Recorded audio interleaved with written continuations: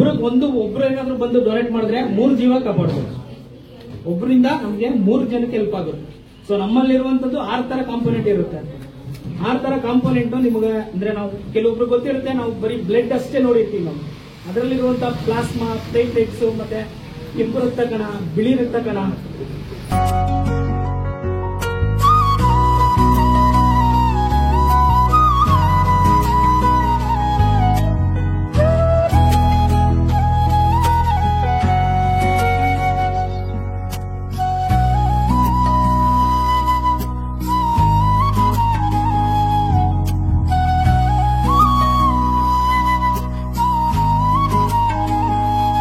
ಗುರುವಿಗೆ ಮಾತ್ರ.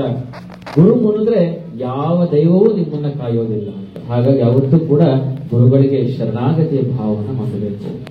ಬಹಳಷ್ಟು ಜನ ಹೇಳ್ತಿರ್ತಾರೆ, ವಿಧಿಯನ್ನ ಬದಲಿಸಲಿಕ್ಕೆ ಯಾರಿಂದಲೂ ಸಾಧ್ಯ ಇಲ್ಲ, ವಿಧಿ ಯಾವತ್ತೂ ಬದಲಾಗೋದೇ ಇಲ್ಲ, ಅದು ಹಣೆ ಬರಹ ನಿಶ್ಚಿತ ಅಂತ.